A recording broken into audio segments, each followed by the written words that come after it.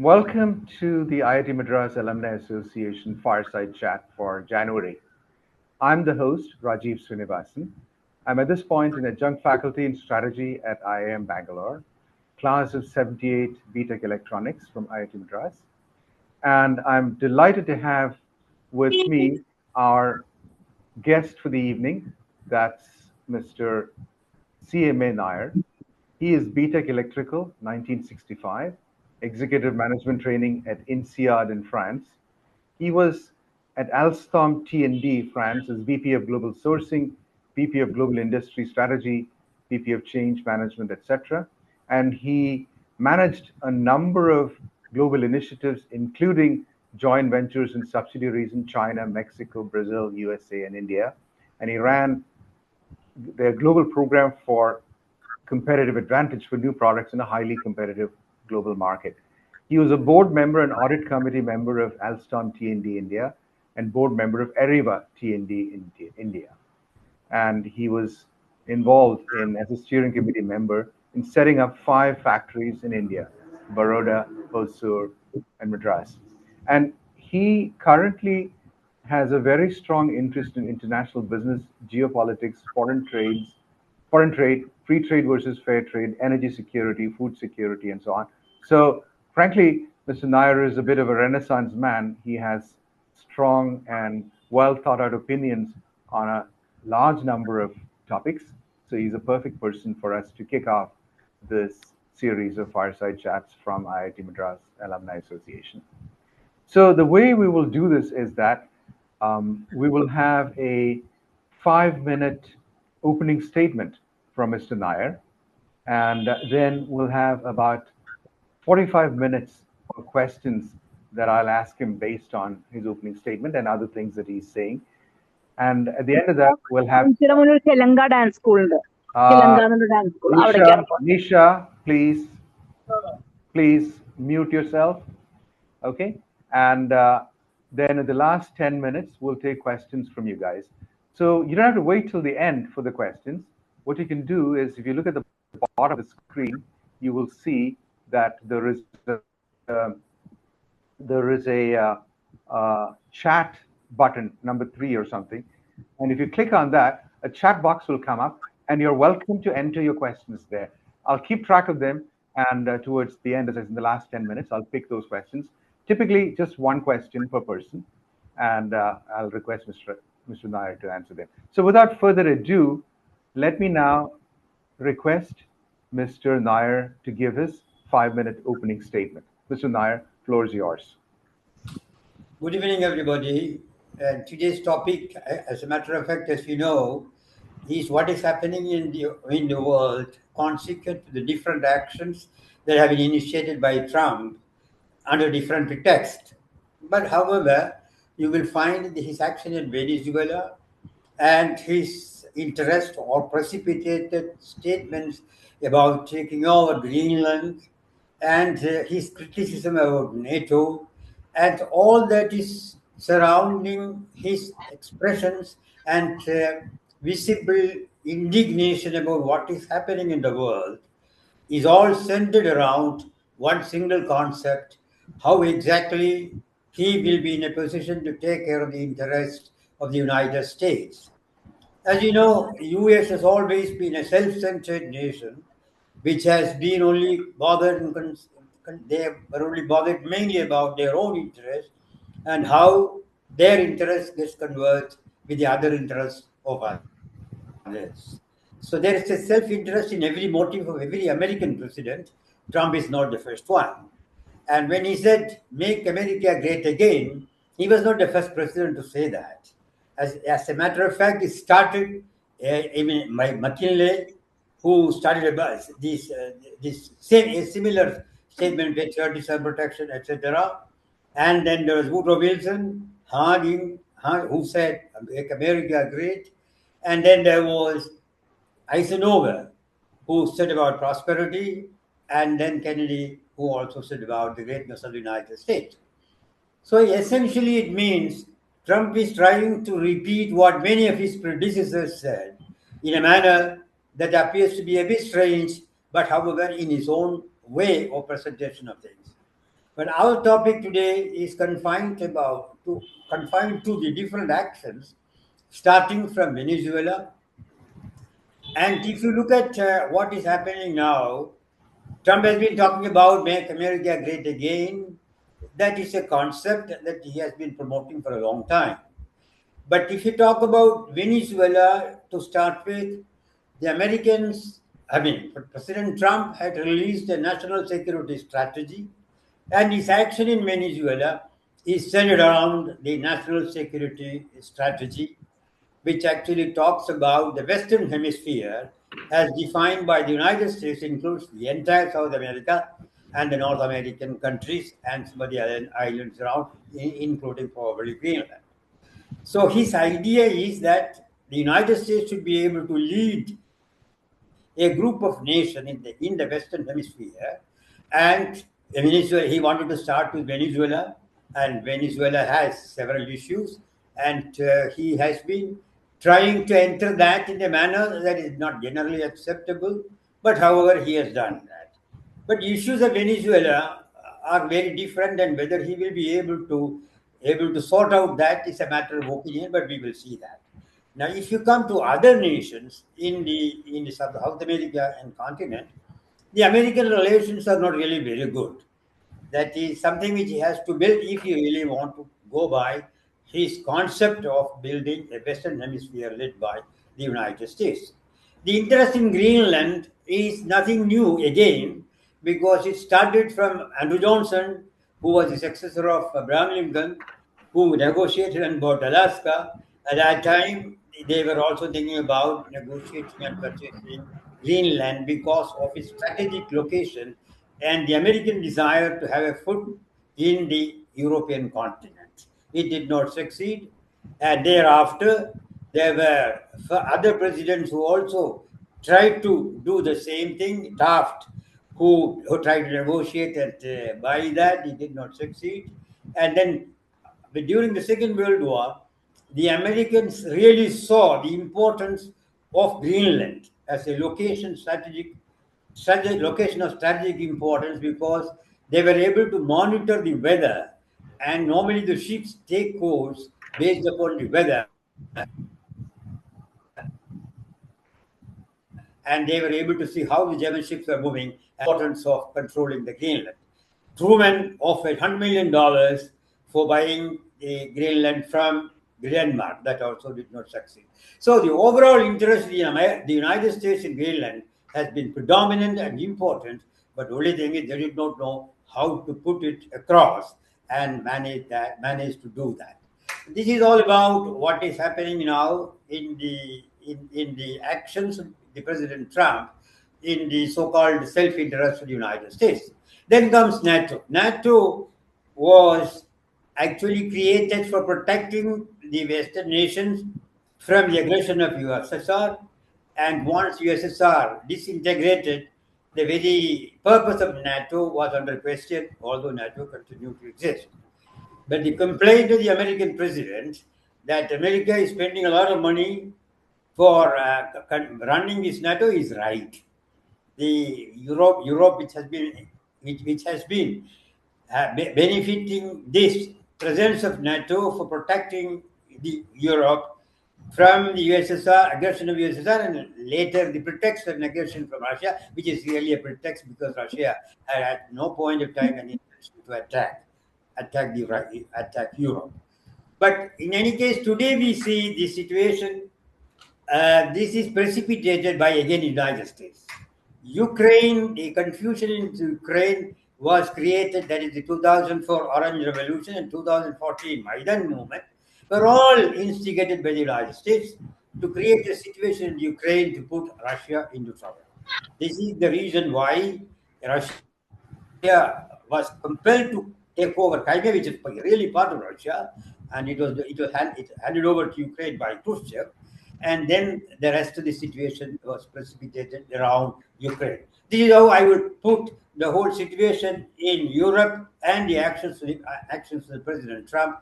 Now I will leave it to you, Rajiv, to ask me specific questions on some of these topics.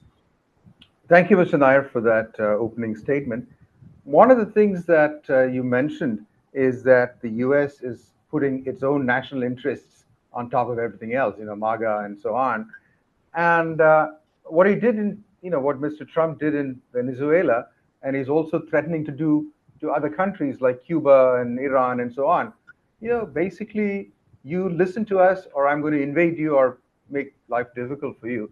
That seems not very morally or legally acceptable. And in any case, wasn't the UN supposed to be the neutral arbiter that would help international relations progress and solve, whatever issues came up? That was supposed to be the UN's role. What happened? The real issue here is, when the institutions were created after the Second World War, it was all meant for protecting the overall interests of the permanent members, the five nations which succeeded the war. And as the rules were concerned, they were exempt from all rules. Although theoretically, they also had to comply with the provisions of the Charter.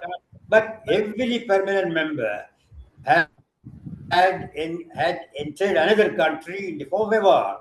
And sadly, none of them won that war. Sadly. This is what has happened.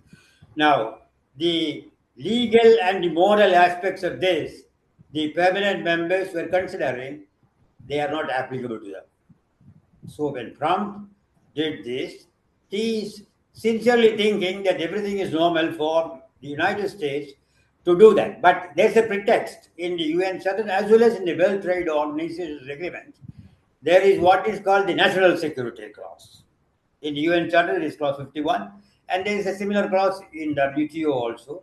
So you are allowed to do whatever you think is in your national interest if it is in danger. This is what exactly Trump is talking about, or other his predecessors also talked about, while they were engaging themselves in actions, legally and morally incorrect actions by entering into other countries. So that aspect of them, that aspect of the law and the moral aspects of these actions, I think United States considers is not applicable to them.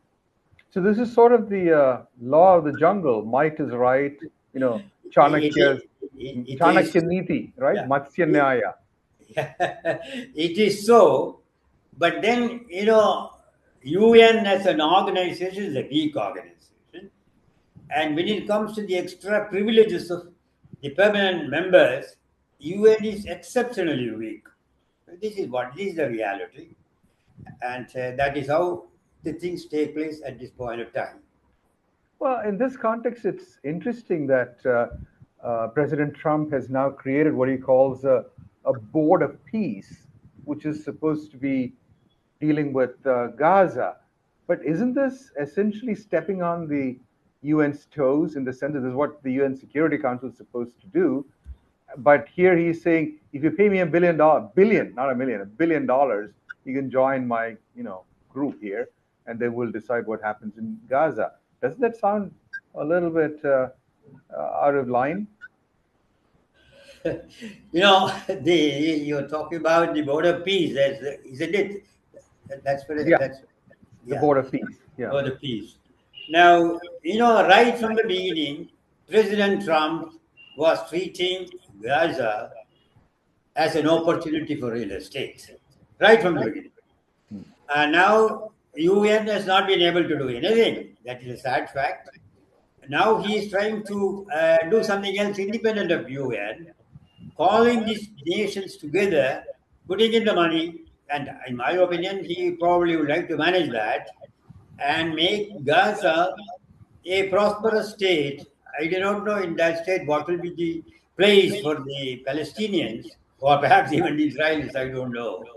But the Board of Peace is for him a pretext to occupy Gaza in a manner that he considers as useful to United States and perhaps even to him personally.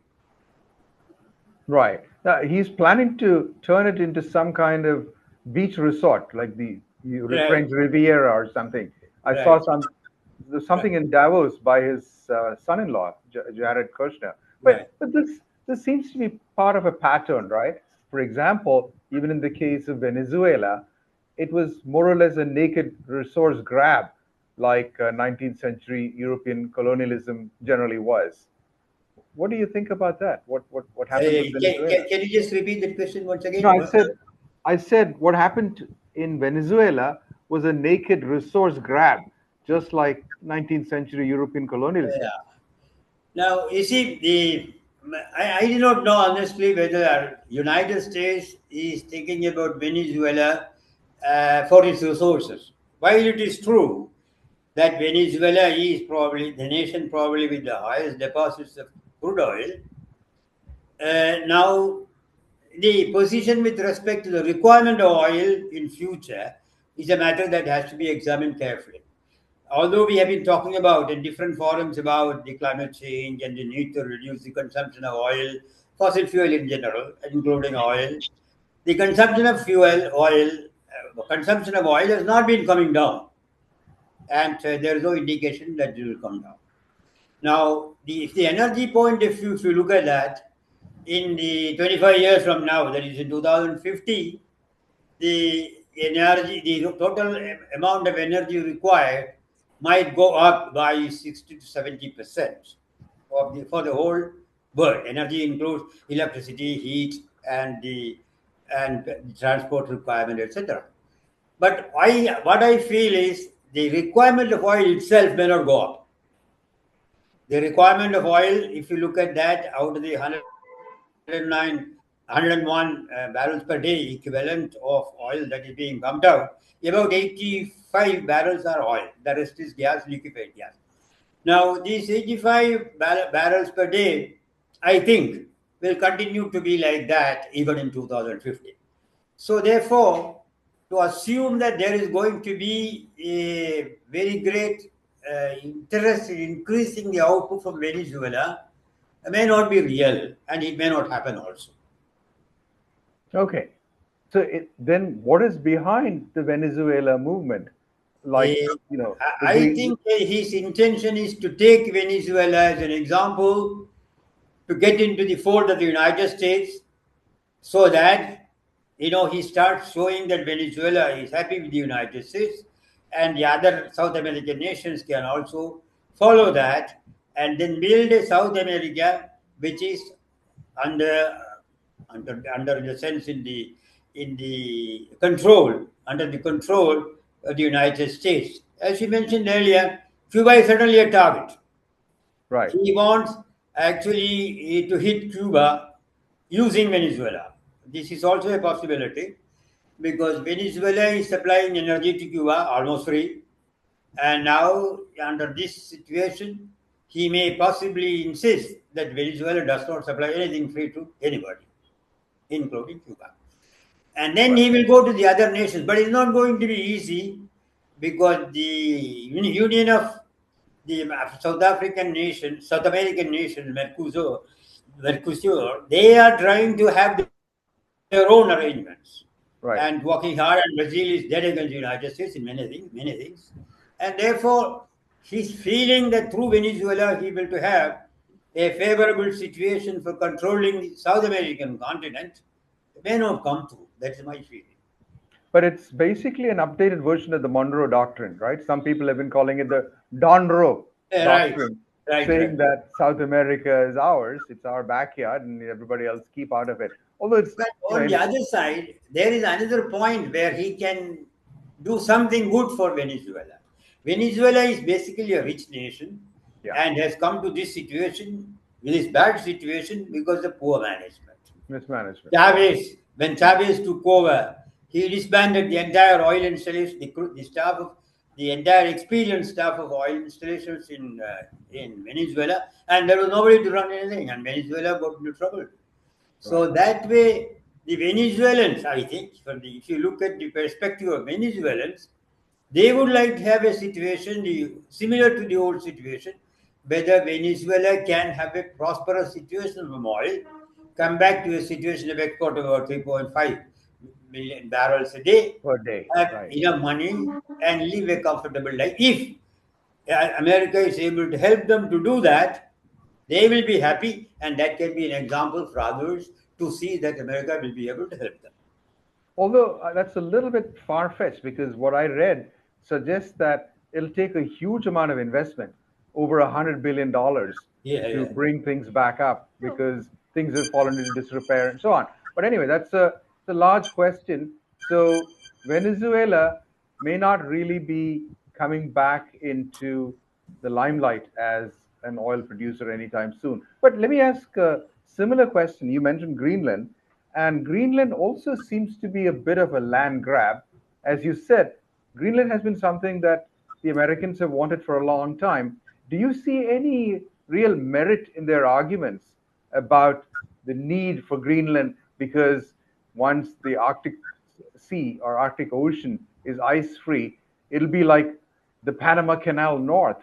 It'll be the main source of trade and shipping between Atlantic and Pacific Oceans. And if America doesn't have control over it, well, then China probably will. And therefore, Greenland should be taken over by America. Do you think that's a reasonable argument?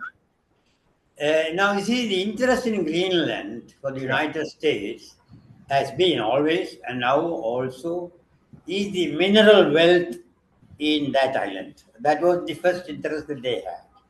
But now the interest is actually supplemented by the possibilities of exploiting the exclusive economic zone in the Arctic Ocean right. and its coastal line. Of course, America has Alaska for the coastal line, and he can use also, if he's able to take control of Greenland, they use the coastal lines for the exploitation of the exclusive economic zone. But however, one must say that Russia has the longest coastline in the Yes, world. So yes, none of these actions will prevent Russia from dominating this region. Whether America gets Greenland or whether I accept, of course, if America gets Canada, yes. If America is able to work with Canada, then naturally the coastal lines of Canada, because there are a large number of islands Canada right. has got in that region, then the possibility of the coastal lines America can control could be comparable to Russia. But ultimately, in my opinion, all these countries are trying to look at the wealth Yeah. in that. But the transport route, that is Arctic route, could be helpful for transport from Europe to Asia.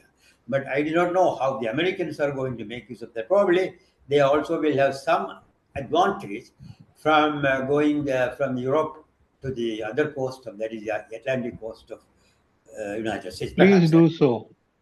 Yeah. Yeah, right. So it's not, well, the way people are talking about it seems like it's complete nonsense, but it isn't. There is a logical rationale for asking for Greenland, but that has led to a lot of friction with NATO, hasn't it? And there was some talk of physical annexation, maybe stationing troops, etc. And it also, I guess, led to that remarkable speech by Mark Carney, the PM of Canada, at Davos, where he basically said that, we were all living under a, what he said was a pleasant fiction of a Yeah. rules-based order, and that I guess what he meant was Pax Americana, and that's now over. So does this mean that Europe and the Anglosphere now will move away from its dependence on the US or its long-term alliance with the US? Because I see European nations making overtures to China. I guess Starmer was in China, Carney was in China, right? And they're also, a whole bunch of them are in India on the 26th for Republic Day, and there's supposed to be a big India, Europe, EU free trade agreement being signed in, I guess, next week, January 27th. So Yeah, yeah. what does all this mean for Europe? And maybe, if you can talk about what it means for India as well, the sudden interest. Yeah, the real situation in Europe is actually, I mean, to tell you in simple terms, Europe is in a mess. Yeah, So Europe had great ideas when Europe, after the Second World War, when there were great politicians and strategists and visionaries yeah, like Charles de Gaulle and Konrad Adenauer, etc., were there, where they were trying to create a Europe without war. Because, right. as you know, France and Germany had three wars. Yes. And nobody really thought that they can live together. Right. But now they're living together. So similarly, with other nations also, there have been conflicts and wars and all that. But through diplomacy and the projection of a common interest to create a war-free Europe, that was actually General de Gaulle who said that there should be a landmass extending from the Atlantic coast up to the Ural Mountains called Europe, which should be a war-free zone, and in which he had included Russia, as a matter of fact. But somehow the fall of USSR in the normal course would have facilitated the integration of Russia into Europe. And the country which could have easily facilitated that integration was Germany. And they did try, actually. Yes. And the Franco-German axis tried its best to create a situation with arrangement with Russia to take advantage of the enormous mineral wealth of Russia. And it was working till 2021, I must say. Till Angela Merkel left. So her logic was, that is, you try to build relations with trade. But it was a selfish motive of the European Union, because they wanted to have gas at that point of time. But many of the European leaders knew that the mineral wealth of Russia also will be helpful to Europe. And in fact, it was possible. At that point of time, many, including me, I was living in Europe at that time, many, including me, thought there would be some sort of an arrangement with Russia and the European Union. But somehow, Ukraine became the issue. Okay, go ahead. Yeah. Yeah. I was going to say, you know, you're mentioning something that's kind of counterproductive. You're saying two things. One is that it would probably be a good idea for Europe, the European Union, and Russia to cooperate, okay, and bury the hatchet, if you will. That's one. The second is you said something very, very interesting right now. You said France and Germany, which are the two nations that lead the European Union, had been moving in a direction that would lead to a rapprochement with Russia. Now, it stopped, okay, partly because of the Ukraine war. And what caused that rupture? And I have the feeling that maybe the British came into the picture, because if you remember, it was Boris Johnson who kind of, in 2021, destroyed all possibility of an end to the Ukraine war. And the British have been consistently, pushing for war, is what it looks like. You see, if you look at the pipeline, the gas pipeline, Yeah. the first pipeline, when it was undertaken, the United States tried its best to see that it doesn't happen. It blacklisted all the companies, including the company which I work, so who supplied equipment for this Nord Stream 1. But Europe overcame that, saying that you do what you want, but we will do what we want. And then they had the first pipeline that was very useful for Europe. And the second pipeline was actually initiated by Germany. Then again, there was this issue. They wanted to see that it didn't take place. But then there is one big issue that is with Ukraine, because Ukraine was having some sort of a negotiations or discussions with the United States, because almost all the pipelines from Russia before the Nord Stream, they were passing through Ukraine by and large. There were a few which are passing otherwise also. But then Ukraine thought that if this pipeline comes, the Ukraine will have no role in the transport of gas, which is probably partly true. And in that case, Ukraine wanted to have a situation that the Russia-EU relation does not come out well, and so also was the US position. US also had. So Ukraine and Russia, US had a common interest in not having this pipeline constructed. But this is just a side story. But then Germany had guaranteed to Ukraine that whatever happens in the pipeline, you will not have a problem. Your pipelines will always be used. And they had agreed, and they had done it also. But then the Orange Revolution in 2004 was manipulated by the United States. And Maidan movement in 2014 also was manipulated by the United States. Because Russia has a relation with Ukraine, which is very different from the Russian relations with other Warsaw Pact countries.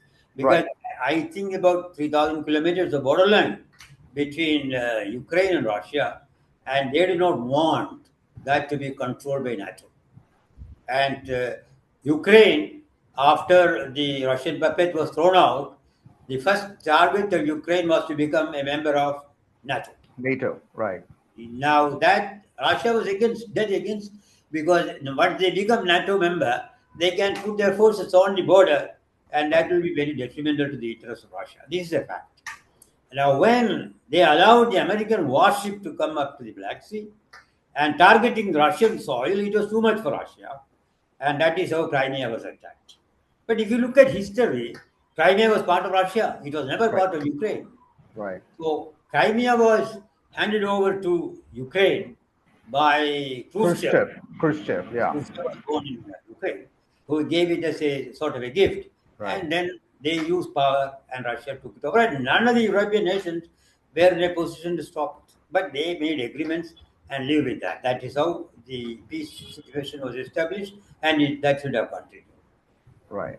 Then Zelensky, when he was elected in 2019, the situation started getting worsened, and Russia thought it is too much, and they cannot allow this Zelensky to continue more. This is the long story made short why Russia wanted to attack Ukraine. But now, given the situation, see, this is a grinding war, which clearly is not going to end in a Ukrainian victory. And the Russians are also taking lots of losses. So wouldn't it be better for all of them to kind of come to some kind of agreement? And I think, Ukraine realistically has to let go of the Crimea. That's not going to come back. And even some of the other borderlands that they have lost. And to me, it also feels like it's only the EU that is continuing, and especially Britain. And I point to Britain as the culprit behind all this because they're safely a little bit far off. And this whole thing, the decline of the EU is something that they don't really mind so much because they're, after all, not part of the EU. So at the end of the day, apart from Britain and maybe to some extent America, I don't see any major reason why there should not be a rapprochement between the Russians and the EU, and they can move on. But I'm not sure that's on the cards, unfortunately, and so they'll continue to fight. But let me just switch to another question here. See, we have seen a number of funny things in the last week, right? NATO versus Trump in some sense. Trump threatened a 10% tariff on most of Europe, and he started, a little bit of saber rattling, saying that I might even go for military action. And I think Denmark brought a bunch of troops to Greenland. But then at the end of the day, after Davos, where this guy Mark Rutte, is that right? Rutte, whatever, of NATO, he announced some kind of a framework of a future Greenland announcement. So what is going on? Because as you mentioned, NATO was established to contain the Soviet Union, but the Soviet Union doesn't exist anymore. And Russia is actually a fairly weak nation. So why is all that still such a big deal? Why can't these guys get along a little bit better and ratchet down the military stuff? Or is it, as some people have suggested, is there a deep state interest in the military industrial complex wanting to continue this war because war is profitable for certain people? What is your analysis of this, and where do you think it'll go? NATO as an organization has no relevance now, because there is no. Russia is still a powerful military. That is true, but NATO as an organization has no reason to exist. So at the same time, Trump is right that the Europeans have not really built something to protect themselves. And that is not there. And they were all depending upon the United States for protection if there is any attack on Europe. That is not a very good thing, and Trump is right in that. But then how exactly Europe will make its own military command? This is a big issue. Some of you may remember that General de Gaulle walked out of the unified military command of NATO, because the Americans wanted to control NATO. But he Right. rejoined later, but he walked out of the system for some time, and then he joined back only after this matter was sorted out and all that. So Right. a unified command in Europe is required from the military point of view. But whether this unified command can be independent development of military forces by the European countries, or it should be a united force, is a matter on which EU has to take a decision. Personally, I think it is a very dangerous thing to Hmm. have each nation develop its own military. If it is so, there will be another conflict in another 10 or 20 years. It's quite Right. possible. Now, when Mitterrand and Kohl, they had met together, they discussed together, they found such a possibility exists, and they created what is called a Franco-German brigade. That Hmm. is a sort of a military, but that did not expand too much. There was objection from France and there was objection from Germany, but they both of them wanted that, and so that is still there. Hmm. So, in the model of a Franco-German brigade, I think Europe has to develop a unified command to protect Europe with a military force that will be substantially bigger, and each country will contribute to this military setup, which should be something similar to a NATO, but it is not NATO, but it will be a European command and a European military force. Then only Europe can withstand the pressures from countries like the United States. For that matter, even a spoiler like Turkey, it can create issues for Europe, Right. Right. Britain as well. Right. So all these things are factors for which the European leadership will have to have a new thinking. This Right. is unfortunately not taking place. Well, see, maybe what they're trying to do now is, okay, things are not going swimmingly well with the Americans anymore. And Trump, for example, is insisting that we spend far more of our GDP. He's saying spend 5% of your GDP as opposed to 1%. So that's not good. So let's see if we can find other partners, China.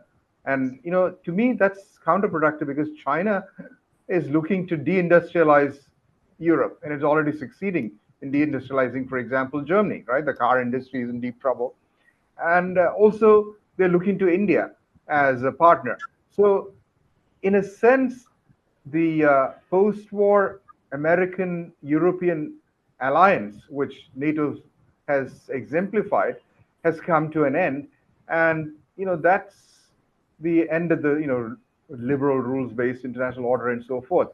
But what next? That is the question.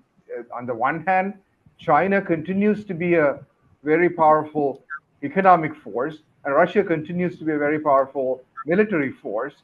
And so you got at least three of those players, and then you got the EU, which is neither a major military force, although it could be, as you said, if they put their efforts together into a united force. And on the other hand, they're a big economic force. And then you got India. So you got basically five powers. And I'm not discounting, say, Brazil or South Africa or something, but literally at this point, these are the five powers that are in play. So what do you think is going to happen with this five-way tango, right? And if you look at it from India's point of view, all this disruption of the existing uh, models, WTO, UN, NATO, all these things. What does it mean for India? Apart from everything else, as you are aware, India's stock market has not been doing well for more than a year, right? It's been essentially flat, and then over the last few days, it's been quite it's fallen quite badly. And furthermore, the thing that surprises me is that the rupee continues to fall against the dollar, whereas the dollar is falling against everything else.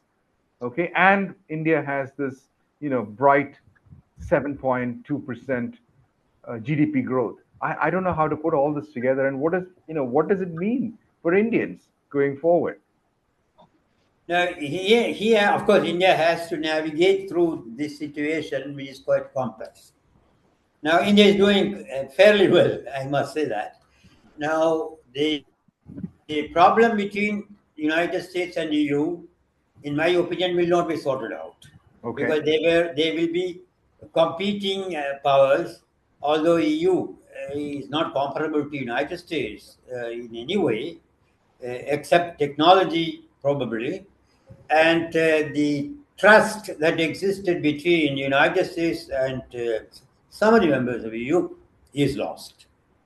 And Okay. United States also does not trust you anymore. So that way, the relation between EU and United States is going to be strained. Right. Now, US will not allow EU to have a trade surplus with US. That is understandable Mm. because EU has a fairly good trade surplus, like many other countries, with United States. So now, how EU build itself is a matter to be seen. But how United States will spoil the ultimate objective of EU to be together is also a matter to be seen. Because they are trying to disrupt EU. Mm. Actually, the present 27-member EU, in my opinion, is not workable because Too it is unwieldy. too huge. So EU as a setup, in my opinion, and many European leaders have also had said that earlier, although they will not admit it publicly, that it has to be a two-speed organization. Mm. There has to be a core number of set of organization, and there are followers, so that the followers do not disrupt the movement of the core group. That is what was called a two-speed organization. But it did not somehow get mileage, and I do not know whether it will come. They are on Okay. one side. And other side, if you look at India, India has to maintain relations with the United States, and which we have to accept that it will be only transactional. India cannot be a strategic partner of the United States. That is very Right. clear. India has to build relations with EU. India has to build and maintain relations with Russia, which has been an all-weather friend. India has to build relations with other nations in the BRICS or in the Middle East and all these countries. So navigating through this difficult geopolitical situation is tough for India. Yeah. And that toughness will have to come in the economic development and perhaps a consensus within this country to move forward for protecting national interests. Unfortunately, the sense of nationalism in this country is not very big. Right. Everything is being questioned and everything is being criticized. That has to come to an end. From the trade point of view, EU is a very protected place. Yes. EU is one place where it's very difficult to enter because it's a Right. highly protected. And it is necessary to work with them. And we love to see that our markets are not spoiled by the entry of goods from Right. other side as well. Meenakshi, please mute yourself. So therefore, all these things put together, now it is a critical moment for India to work out its strategy when it is having a good economic growth and it has to work well with all these people. But talking about the stock market, I am not a specialist in stock market. On the contrary, I have a strong opinion that the present setup means present the system of trading with stocks and options, with futures and options without deliveries is very dangerous. And that is actually creating bubbles over bubbles and the AI. natural consequences it will burst. Right.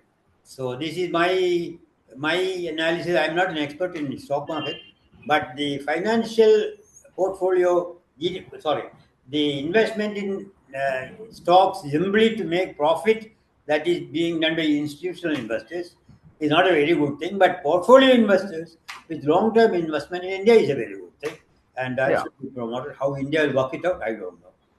Yeah. So you're saying FDI good, FPI, foreign portfolio investors, not so good, right? And they're Absolutely. the ones who are leaving institutional Absolutely. investors.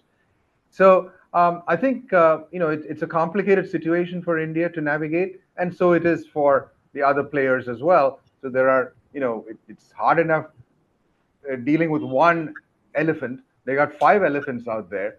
So even middle powers such as Brazil and South Africa and so on are going to be in some trouble. And India has to juggle all these different things. But to me, the point that you made about nationalism not being a very powerful force in India is a problem. And we need to do a whole lot more of Atmanirbhar, self-reliance, right? We can't be buying, aircraft engines from Safran or whatever. We should be building our own Kaveri engine, things like that. So I think the bottom line here is that, if I may paraphrase what you said, Mr. Nair, the American move to kind of head back to its own interests first and foremost in a very, very visible manner, what I call Fortress America, and say that the North and South Americas are our territory, you keep out of it.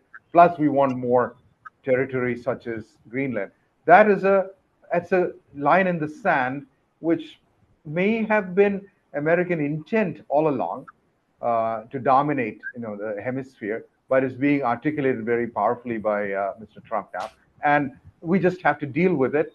And what I would like to do is maybe we can now. There are a number of questions. It's 5:45.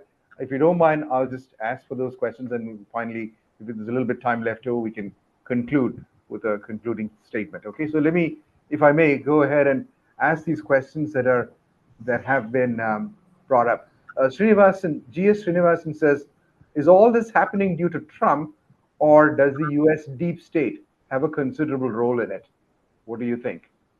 Can you repeat the question, please? Yeah, he said, is all this because of Trump, or is it because the U.S. deep state is... Yeah.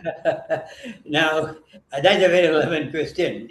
In fact, I think Trump is making a lot of noise, but what is happening is actually being done by the deep state, and there's no doubt about it. Yeah. Now, even Trump, who pretends that he has control over everything, does not have control over the deep state.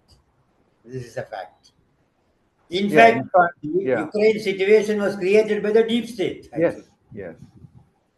That Maidan Revolution, and what's that lady's name? Famous American person who went there and instigated.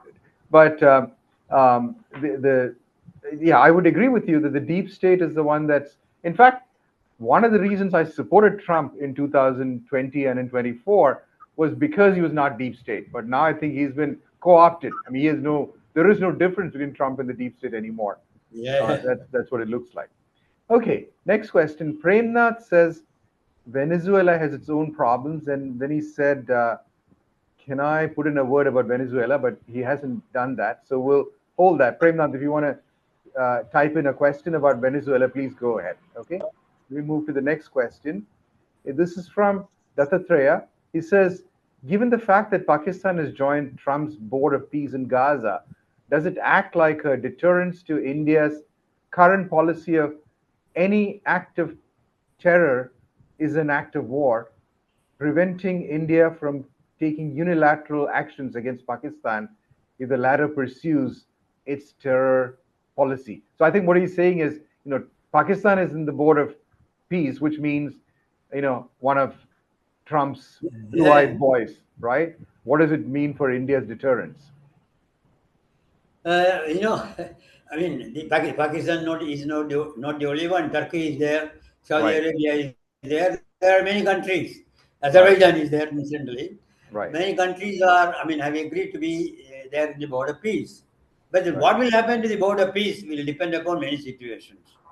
Personally, I have a feeling this Board of Peace would ultimately end up as a non-starter, because the members in that are all with very divergent interests, and ultimately Israel may not agree to provide Gaza as a place where all these fellows can come and occupy and do whatever they want. I don't think it will happen. So you think that the Board of Peace may be a non-starter? It could be a lot of noise. Yeah. But for Trump, if it is not a non-starter, he will do it somewhere else. Okay.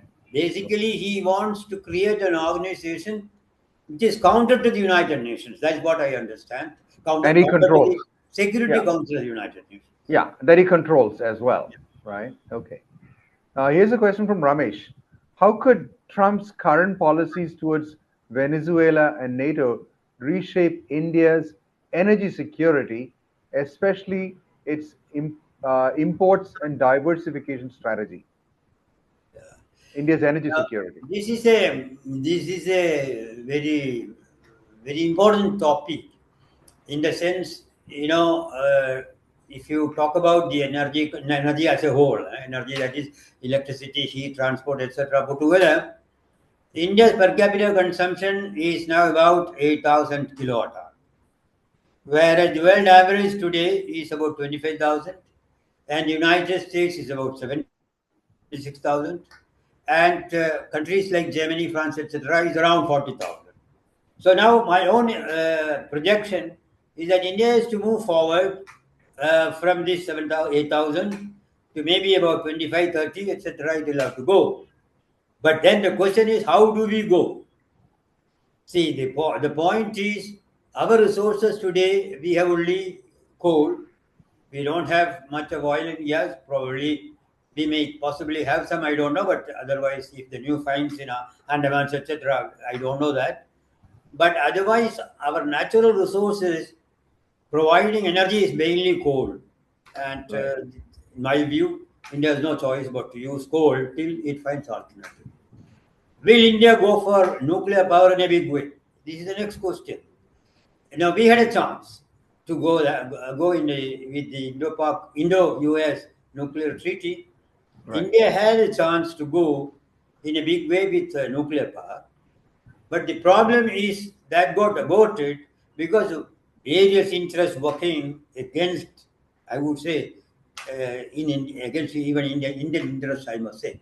But when I say these things, we must also recognize one thing. If India has to go for nuclear power, nuclear fission in a big way, India has to change its approach to the security of the people living around the nuclear power station.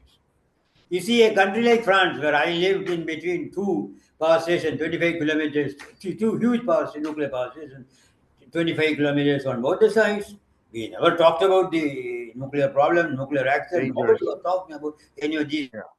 things. There might have been nuclear incidents, but that is not a subject.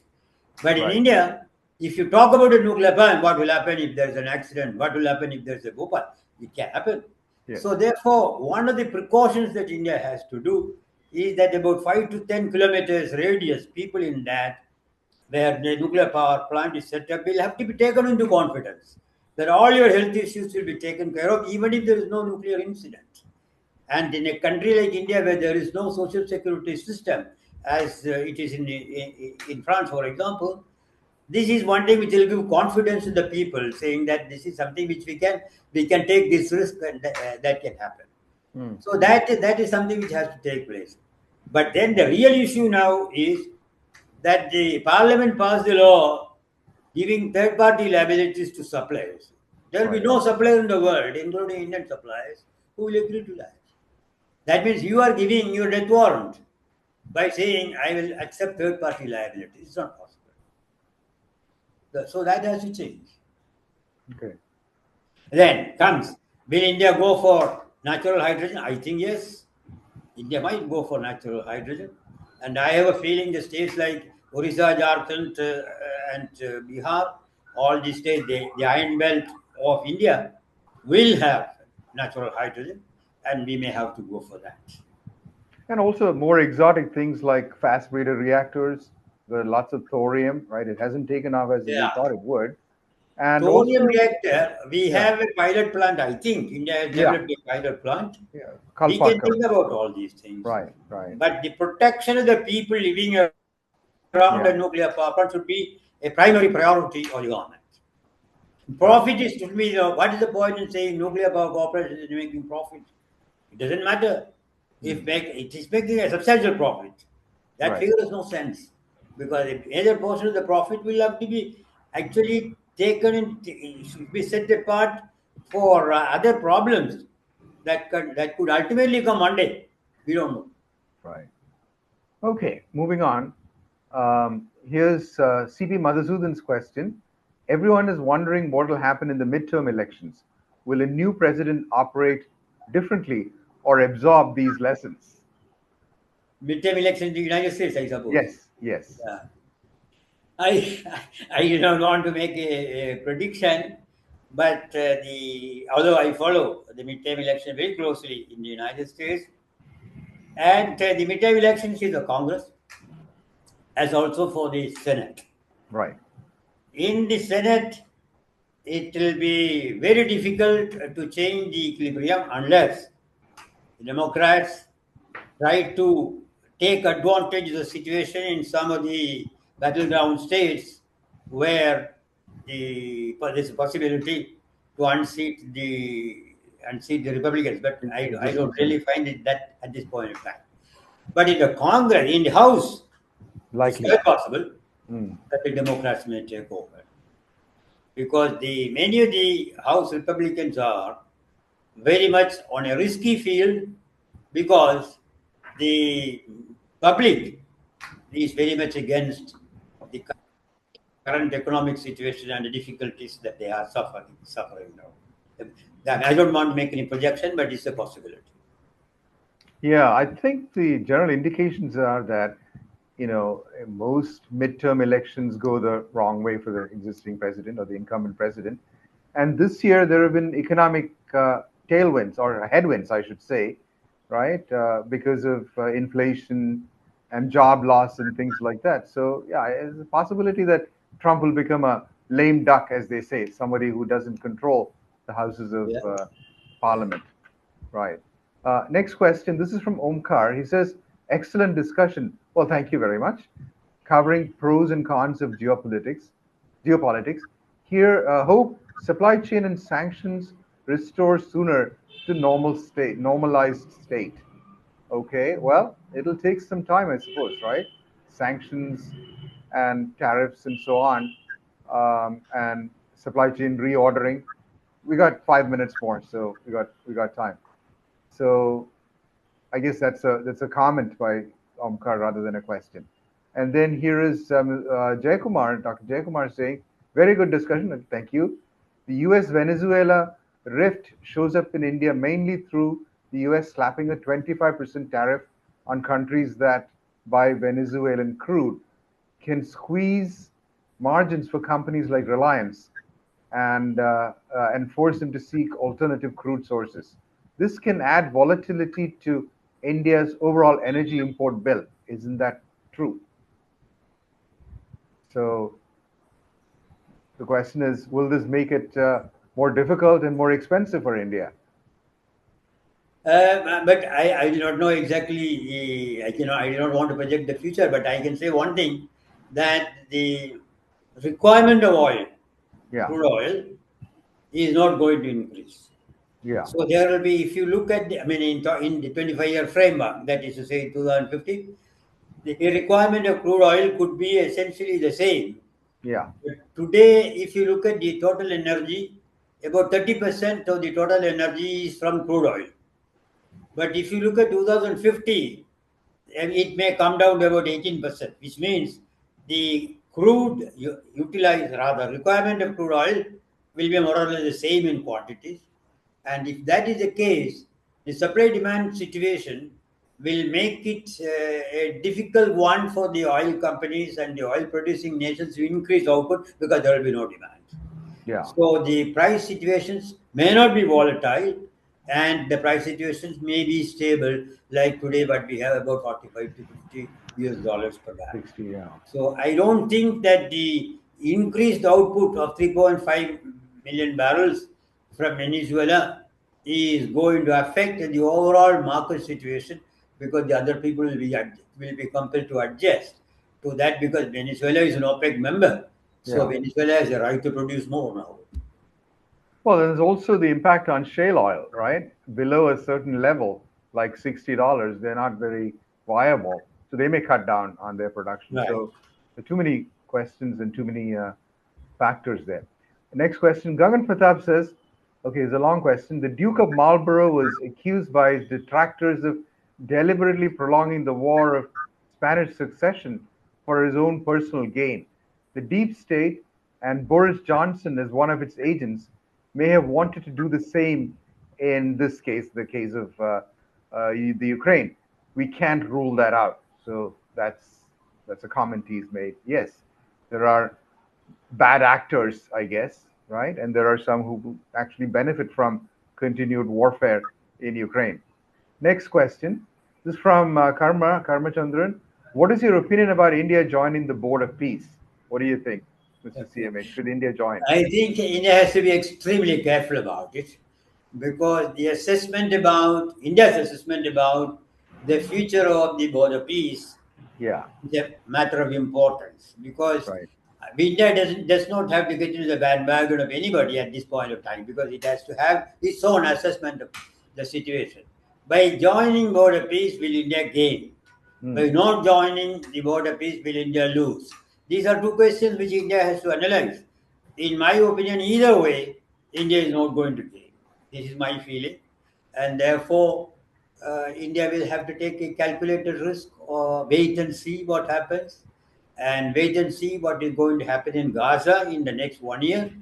And by the time, whether the relevance of border peace will be more important than the UN Security Council, we will have to see that. But ultimately, India has to be prepared to have a situation in which India takes care of its own interests.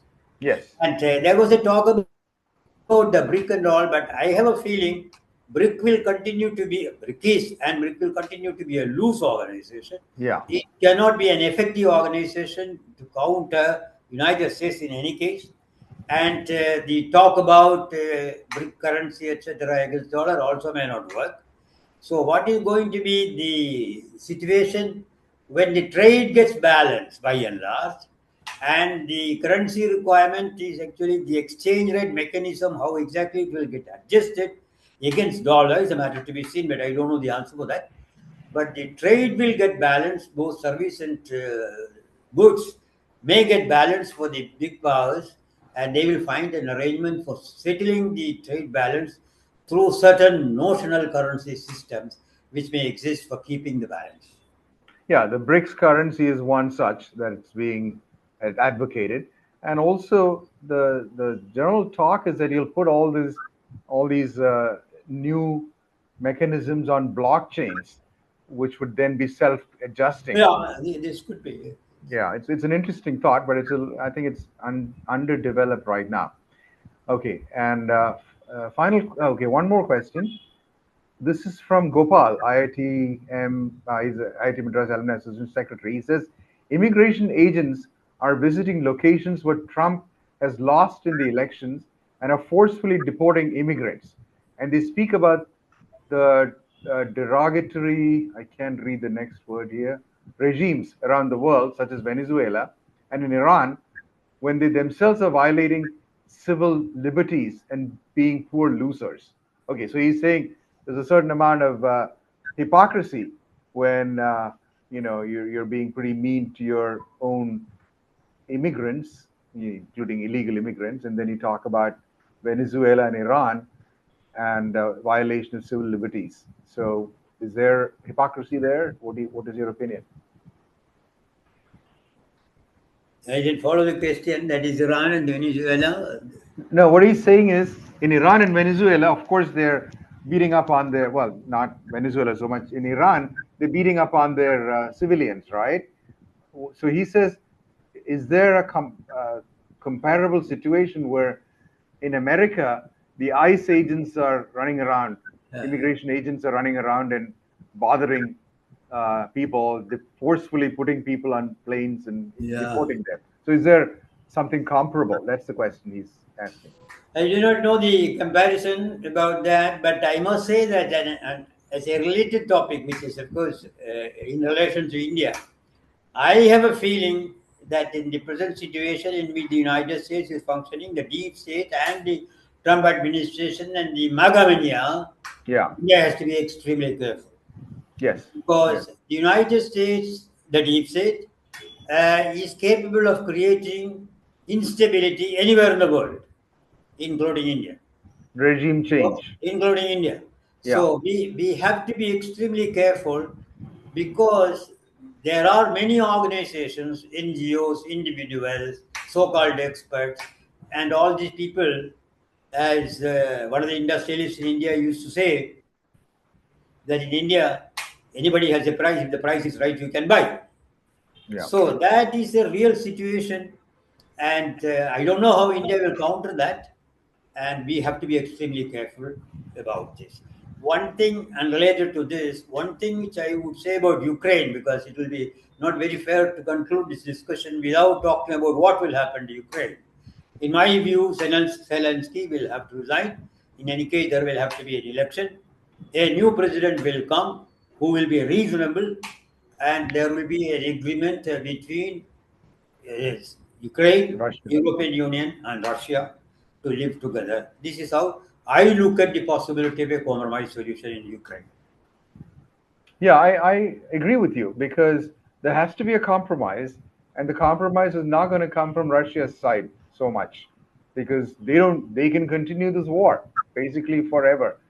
And it's Europe and Ukraine that needs to kind of step back and move away from their absolute hard lines and so on and make a compromise. Okay, final question from Sandeep. He says, is there any possibility of an India-China relationship that could become as strong as an India-Russia relationship without hurting India's sovereignty? Now, I think it will be extremely difficult because India-Russia relation is on a footing which is very, very different. Yeah. And Russians have a consideration for India, but China does not have a consideration for India on one side. But more important is that in this is if you look at the scenario in 2050, US, China, and India will be competing powers. Russia Yes. will not. Yes.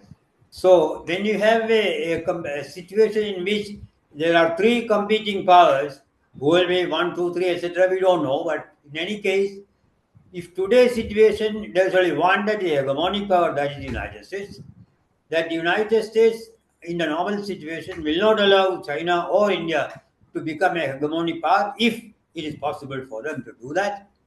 And they will try all their tricks to prevent India or China to become a hegemonic power, but I don't know whether it will happen. But a China-India relation will not be really workable because we will be always competing powers in Yes. the new one. Yeah, let me add something from Chanakya.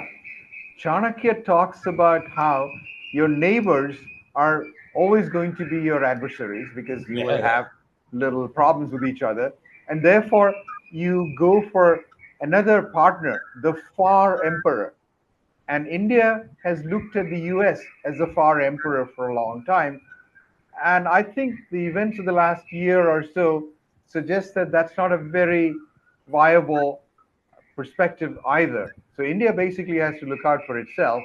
But then the other question is, again, going back to the Thucydides trap, where reigning power always tries to put down any rising powers by any means possible, including war, right? And the thing that the Americans somehow didn't do is that they did not put down China. They allowed China to come up. But I think both America and China are going to put India down. That's my reading of this. So India has to Yeah, be yeah. They extremely will. careful. Each one will try in its own way, Yes. and then what will be the global situation? Will there be a situation of conflict between the United States and China? I think yes. Will there be a situation of conflict between India and the United States? I don't think so. Will there be a situation of conflict between India and China? It exists already.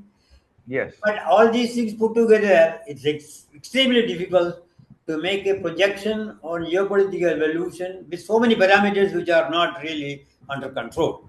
But Right. to me, a flare up in the South China Sea and East China Sea is inevitable. It will Yes. happen. Yes. And if it happens, will the United States take sides with its own allies and partners? In my opinion, yes. And if that happens, what will be the overall situation in the world? We don't know.